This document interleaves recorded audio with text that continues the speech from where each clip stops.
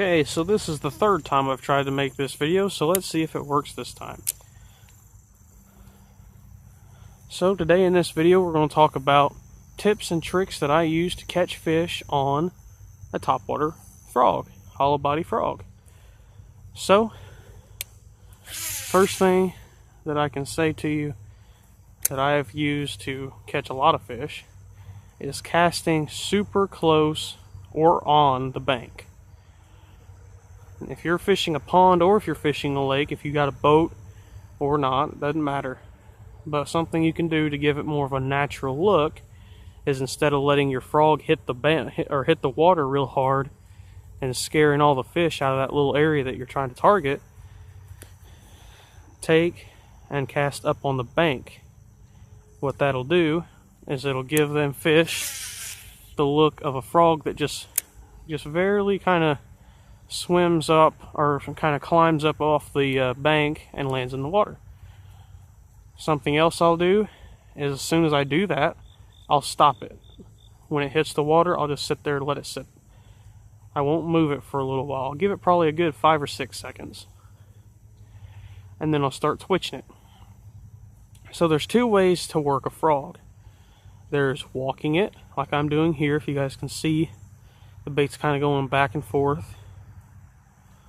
That's called walking. Or if you want to do it more of a traditional frog look, you can do is you can cast it out and you can just kind of bob it. Kind of just looks like a frog that's kind of just, you know, kind of doing that in the water, just kind of bobbing through the water. It's not walking, it's just kind of swimming through.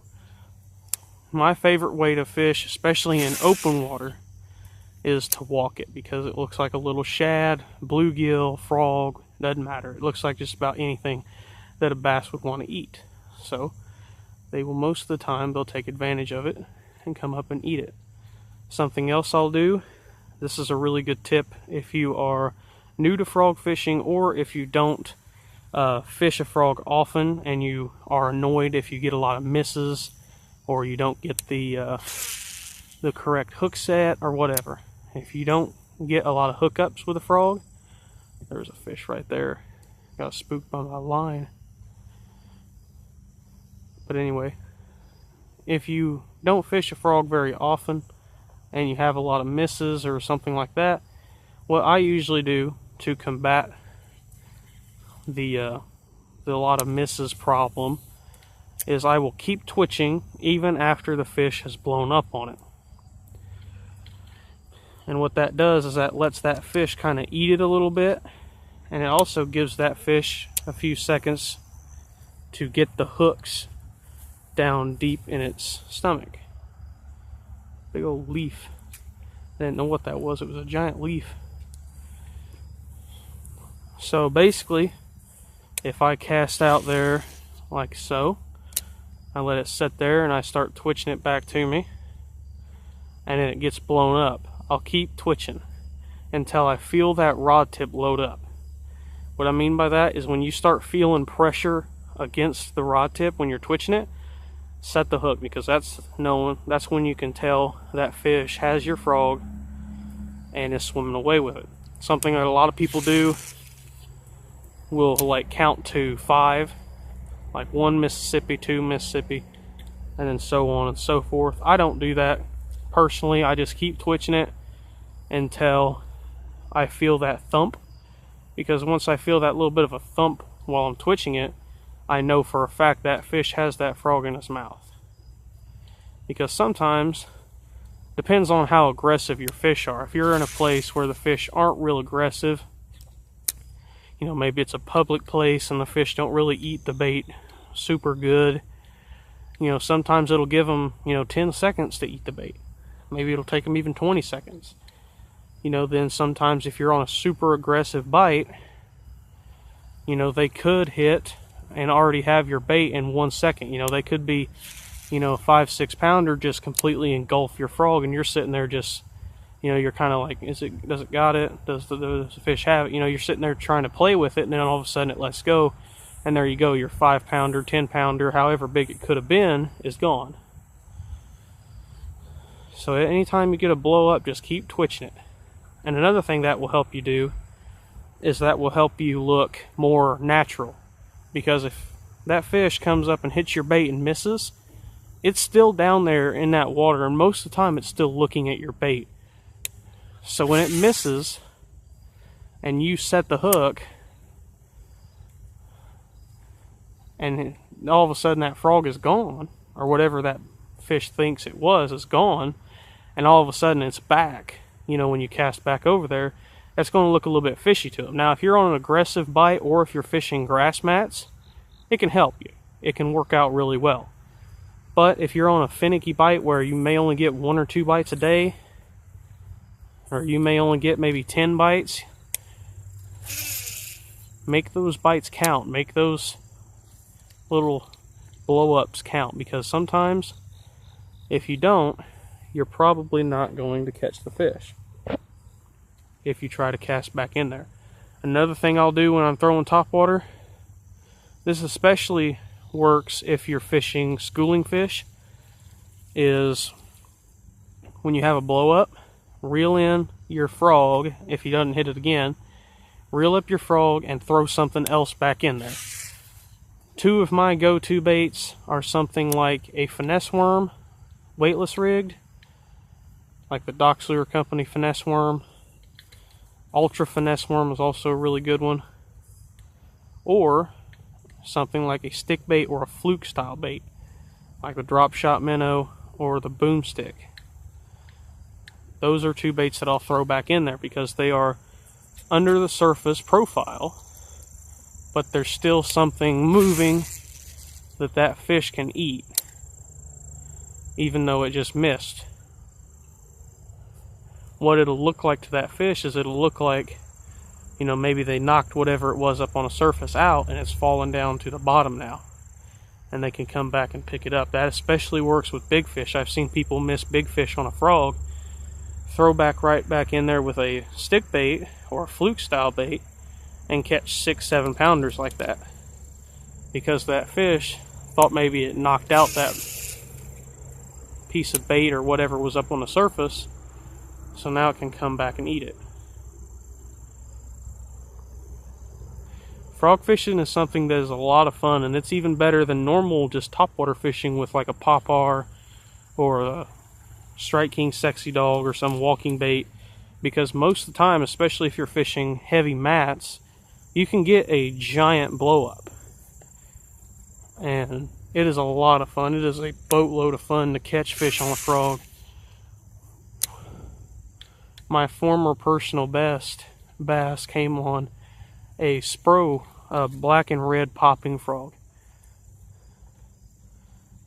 That was probably one of my hardest fighting personal bests I've ever caught, because as soon as he hit, he drove right down in the grass and was sitting there thrashing back and forth, and he was not giving up. Now granted, this was at a time where it was probably only 4.5 pounds, because, you know, most of the time around here, you're not going to get a whole lot of 5-pounders. I was lucky to get that one on the Whopper Plopper a while back. It's actually been, I think, exactly a year now since I caught that fish. I believe it was September 21st when I caught that fish. Something else you want to do with a frog, and this is especially if you're fishing heavy cover. Now, this doesn't matter if it's trees or if it's grass, but you want to fish with braid. Now, back when I used to only use spinning rods, I would throw 30-pound braid, 30-pound spider wire. Now that I throw bait casters, I can accommodate to heavier line. I throw 50 to 55, 50, even sometimes I'll throw 65 if I know that I'm going to be fishing a lot of super thick, heavy cover. Now, if I'm going to gear up and get ready to go to, you know, a place like Lake Chickamauga or a place like Gunnersville, where there's some super thick grass and super thick trees, I am 100% switching to 65, possibly even 70-pound braid. I've seen people who fish with all the way up to 80-pound braid with frogs. They may only catch a bunch of 2-pounders, 1.5-pounders, but they're not going to get, they're not going to get stuck when they do stick that big one. Something else that you want to do with a frog versus any other bait is you want to set the hook a little bit harder than you would with a normal bait. You know, if you're throwing a stick bait or something, you don't really set the hook super hard. But if you're throwing a frog, you want to set the hook pretty hard.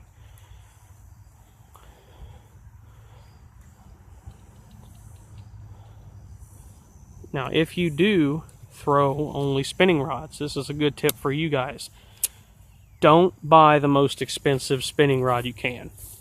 That's a really good tip, because a couple years ago, this was back early or late 2016, I think it was, before I started using bait casters. I had a Zebco Slingshot spinning rod is what it was. Little red spinning rod. And I had it set up with 30-pound braid. And I used to use that thing all the time for frog fishing. And I ended up breaking it because it was a spinning rod and I was using it with a frog. But the good thing about it was only $10. It was only a $10 spinning rod. And I probably caught maybe 20, 30 fish on it before it actually broke. And I'm talking pulling 3.5 pounders out of grass mats that weigh probably 20 pounds once you get them on your hook. I mean, I'm talking pulling, you know, pretty decent sized fish out of some super thick, heavy cover. I remember one time I had this one basket hooked and he ran up into a tree that was in the water. And I sat there for probably a good 20 minutes pulling the fish and the tree in with that spinning rod and that 30-pound braid. I don't know why I can't speak. 30-pound braid and a little spinning rod. Ended up getting that fish in. That fish was, I think, 4 pound 3 ounces. At the time, probably one of the bigger fish I had caught. And I pulled in probably a good 15-pound tree along with that fish. And that rod didn't break. Now, it did eventually break because I went to set the hook on a 2-pounder and it snapped at the handle. Right where the actual rod itself meets with the handle, that's where it broke. But you gotta think, you know, 20, 30 fish for only $10, that's pretty good. You know, I would definitely rather pay $10 or maybe even $20 for 2 rods versus pay $30, $40, even $50 for 1 rod that could break at any moment. That's just me, though. Some people could be a little bit different, but that's me.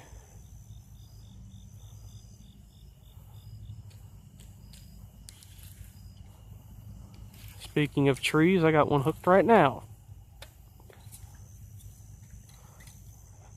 Alright. Looks like I'm going to have to go and get it. Nope, I got it out. That's good. So I hope you guys like this video. I hope you guys learned something with these tips that I'm telling you here. And I definitely do hope that you could take these tips and go and use them on your local body of water. Another thing is with my frogs, something like this with a white, yellow, and green, something natural such as that, or something dark colored. Black, brown, dark green, something along those lines is what I normally throw. Now as far as popping frogs, what I throw as far as popping frogs, the only popping frog I throw is a Spro 60 size popping frog. And the color that I throw my popping frogs in is either white or black. Those are the only 2 colors as far as popping frogs go I throw. So thank you guys for watching. Make sure you like, comment, and subscribe. I do believe it is starting to rain, so I'll have to get in the house. Thanks for watching.